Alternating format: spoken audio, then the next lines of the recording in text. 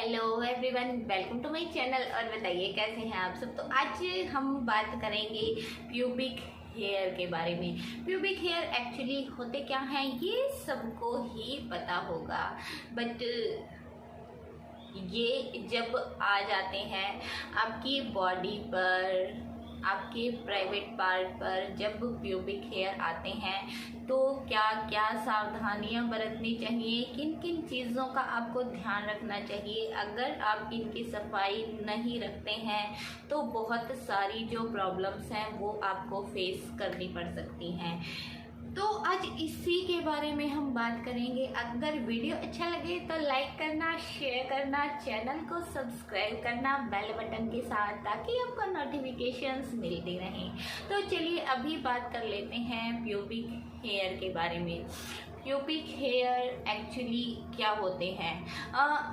Teenage में आते आते हर फीमेल के, हर मेल के, मतलब हर बॉय के, हर गर्ल के प्राइवेट बॉडी पार्ट्स पर छोटे छोटे जो हेयर है उनकी ग्रोथ स्टार्ट हो जाती है।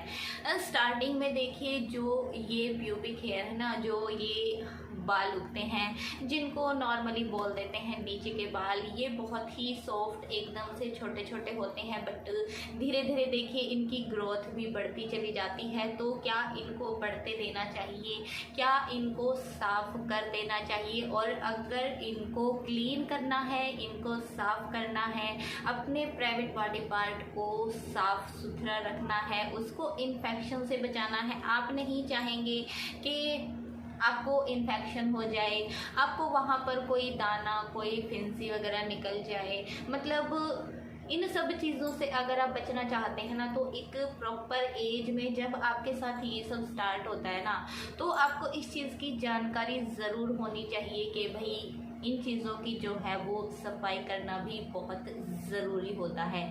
बहुत से इंटीमेट वॉश आते हैं, गर्ल्स के लिए भी आते हैं, बॉयज़ के लिए भी आते हैं, स्पेशली इसी एरिया के लिए, इसी एरिया को साफ करने के लिए वो जो वॉशेस हैं वो बनाए गए हैं। तो आप अपने डॉक्टर से कंसल्ट करके कोई अच्छा सा जो है वॉश वो यूज़ कर सकते हो, और उससे आप अपने प्राइवेट पार्ट को क्लीन भी रख सकते हो, उसको इन्फेक्शन से भी बचा सकते हो, और बहुत सारी जो बीमारियां हैं ना उनसे भी बच सकते हो। खासकर अगर गर्ल्स की बात की जाए तो उनको देखिए वाइट डिस्चार्ज होता है, उनको पीरियड्स आते हैं, उनको तो बहुत सारी दिक्कतें होती हैं। तो फिर उनके लिए तो जो अपने इंटीमेट एरिया है ना उनकी सफाई करना बहुत ही ज़्यादा ज़रूरी होता है।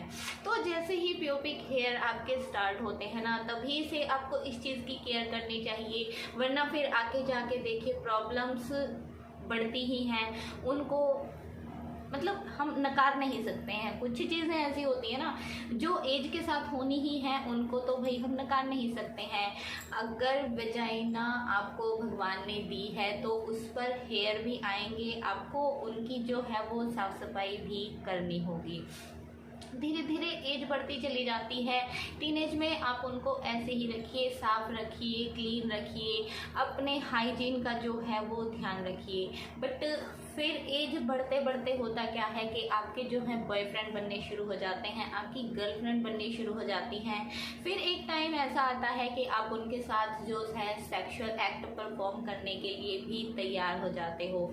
तो कुछ जो पार्टनर्स होते हैं ना उनको एकदम से क्लीन शेव्ड जो है वो वजाइना, जो मेल का प्राइवेट बॉडी पार्ट है, मतलब उनको एकदम से क्लीन जो है वो पसंद होते हैं। तो आप अपने पार्टनर की चॉइस के हिसाब से अपने उस एरिया को उसी तरह से रख सकते हो।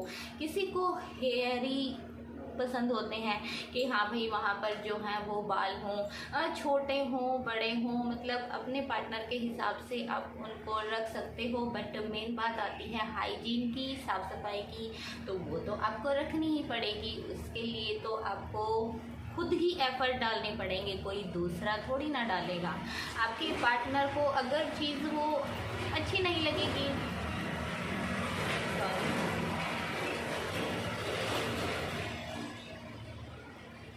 तो वो उसको थोड़ा सा निगलेक्ट करना शुरू कर देगा। वो आपको एक बार बोलेगा, 2 बार बोलेगा, 3 बार बोलेगा, बट जब उसको लगेगा कि हाँ भाई इस पर तो कोई फर्क पड़ता ही नहीं है, तो वो उस बात को बोलना छोड़ देगा। बट आगे लॉन्ग टर्म में अगर हम देखें, आने वाले टाइम में अगर हम देखेंगे ना, तो उसकी जो साइड इफ़ेक्ट्स है ना, वो हमें खुद को ही भुगतने पड़ेंगे। तो अगर आपका जो चॉइस है, आपका किसी के साथ रिलेशन नहीं है, आपकी खुद की चॉइस ऐसी है, आपका चाहे रिलेशन हो भी, आप चाहे मैरिड हो चाहे अनमैरिड हो, तो ये जो हेयर होते हैं इनको ट्रिम करना तो बहुत ही ज़रूरी होता है। आप एक छोटे साइज़ की जो सीजर है वो रखिए अपने पास, और इनको एक रेगुलर बेसिस पर ट्रिम करके बिल्कुल छोटा छोटा रखिए, ताकि किसी इन्फेक्शन का कोई जो असर है वो वहाँ पर हो ही नहीं। क्लीन करने में भी इजी हो तो ये बहुत ही अच्छा तरीका है। दूसरी बात, अगर आप इनको बिल्कुल क्लीन शेव करने के लिए रेज़र का अगर इस्तेमाल करते हैं, तो देखिए नॉर्मल जो फेस सेव के लिए जो रेज़र आते हैं ना, उनका यूज़ कभी मत कीजिए। इनको अपोजिट डायरेक्शन में कभी भी शेव मत कीजिए, बिकॉज अगर आप अपोजिट डायरेक्शन में करेंगे ना, तो उससे वहाँ पर जो है वो दाने होने का बहुत ज़्यादा खतरा होता है। और वहाँ पर दाने होना मतलब डॉक्टर के पास जाना, फिर अपना चेकअप करवाना, दवाइयाँ लेना, बहुत सारी जो प्रॉब्लम्स हैं वो आपके सामने आएंगी, जो शायद आप फेस नहीं करना चाहोगे। तो बहुत सारे रेज़र है ना, वो स्पेशली इसी चीज़ की जो है शेविंग के लिए बनाए गए हैं। उनको इस तरह से डिज़ाइन किया गया है कि फिर चाहे फीमेल की वजाइना हो या मेल का जो पेनिस वाला पार्ट हो, मतलब वहाँ के जो हेयर होते हैं उनको क्लीन कर लेना चाहिए उसी रेज़र से। अभी बहुत से लोग लेज़र करवाते हैं, हमेशा के लिए सोचते हैं कि हमारे ये जो हेयर है वो मतलब बार बार उनको दिक्कत ही ना हो। तो लेज़र तो आई थिंक देखिए भाई पैसे वालों के चोचले हैं, बाकी हम आम लोगों के लिए तो ये चीज़ें बनी नहीं है, तो उसको तो हम साइड में ही रखते हैं। और डॉक्टर भी इस चीज़ को जो है वो आपको सजेस्ट नहीं करेंगे। अभी बात आ जाती है वैक्सिंग की। बहुत से मेल्स, बहुत सी फीमेल्स जो है वो वैक्सिंग करवाते हैं अपने प्राइवेट पार्ट के आसपास भी। तो वैक्सिंग देखिए वैसे ही एक बहुत ही अच्छा पर एक दर्द भरा, और कई बार क्या होता है वैक्स ज़्यादा गर्म होती है या वो आपकी स्किन को सूट नहीं करती है, आपको कोई एलर्जी छोड़ देती है। और पेन तो देखिए बिकिनी एरिया की मतलब वैक्स की आप कोई भी वीडियो देख लीजिए, पेनफुल तो वो होती ही है। अगर आप वो पेन सह सकते हैं तो आप वैक्सिंग के साथ जा सकते हैं, बट अगर आप पेन नहीं सहना चाहते हैं तो देखिए या तो सीजर से आप उनको ट्रिम कीजिए या फिर रेज़र से उनको हटा दीजिए। अभी चलिए बात करते हैं हेयर रिमूवल क्रीम्स की। तो हेयर रिमूवल क्रीम्स का भी क्या होता है, देखिए उनके अंदर ऐसी चीज़ें होती हैं ना, जब वो हेयर को एकदम से वहाँ पर आप लगाएंगे, कहीं पर भी आपकी बॉडी पर बाल हो, आप कहीं पर भी उनको लगा लीजिए, जो बाल हैं वो एकदम से ऐसे हो जाते हैं ना बिल्कुल इकट्ठे से, आपको पता ही नहीं चलता है कि ये आपके बाल हैं। तो वो आपकी स्किन पर भी तो असर करेगी ना। तो अगर आप हेयर रिमूवल क्रीम जो है वो यूज़ करना चाहते हैं तो एक अच्छी कंपनी की, अच्छे किसी डॉक्टर से सलाह करके ही कोई भी क्रीम यूज़ करें, वरना आप उसको लॉन्ग टर्म में अगर यूज़ करते रहेंगे आपकी जो स्किन है वो काली पड़ जाएगी। फिर आप घूमना भाई मेरा प्राइवेट पार्ट है वो काला हो गया है, अब इसको मैं कैसे गोरा करूं, मेरी तो शादी होने वाली है, मैं ये कैसे करूं, फिर आपको वो वाली प्रॉब्लम्स हो जाएंगी। तो चयन करते हुए ही इस चीज़ का ध्यान रखें कि आपको क्या यूज़ करना है। लॉन्ग टाइम के लिए, लंबे टाइम के लिए इसको अपनी बॉडी पर लगाकर मत रखिए। जितना टाइम ट्यूब पर, कवर पर लिखा होता है ना, उतना ही टाइम उसको लगा कर रखिए। फिर चाहे आपके जो हेयर हैं वो क्लीन हो ना हो, बिकॉज उसके बाद उससे इरिटेशन हो सकती है, आपकी बॉडी पर जो है वो जलन हो सकती है, कोई भी दिक्कत आपको हो सकती है।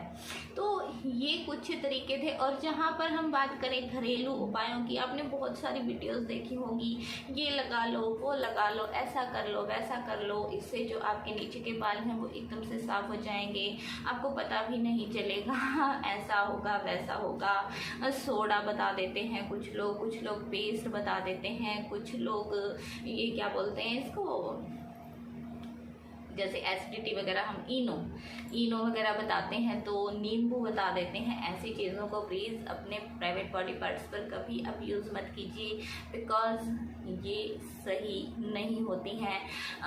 आपको फालतू में जलन होगी, फालतू में इरिटेशन हो जाएगी, फालतू में ही आपको परेशानी हो जाएगी। और यहाँ की जो प्रॉब्लम्स है ना, उनका सॉल्यूशन भी जल्दी से हम लेते नहीं हैं, बिकॉज हमें कोई भी प्रॉब्लम होगी ना, सबसे पहले हम गूगल पर, हम यूट्यूब पर सर्च करेंगे कि इस प्रॉब्लम का इलाज शायद हमें यहाँ मिल जाए। डॉक्टर के पास जाने से हर इंसान इन चीज़ों में हिचकिचाता ही है जब भी उसको इंटीमेट प्रॉब्लम्स होती हैं। तो अभी देखिए, अगर आप एनल करते हैं, अगर आपका जो पार्टनर है वो आपके साथ ओरल करता है, तो आपको अपने प्राइवेट पार्ट को हमेशा क्लीन ही रखना चाहिए, उसको विदाउट हेयर के ही रखना चाहिए। बिकॉज़ ओरल करने वाले तो भाई फिर तो साफ़ सुथरा होना ही चाहिए, उसमें तो कोई बताने वाली बात है ही नहीं। तो ये थी प्यूबिक हेयर के बारे में वीडियो। अभी चलते हैं, मिलते हैं नेक्स्ट टाइम, तब तक के लिए bye bye, take care and thank you so much for watching.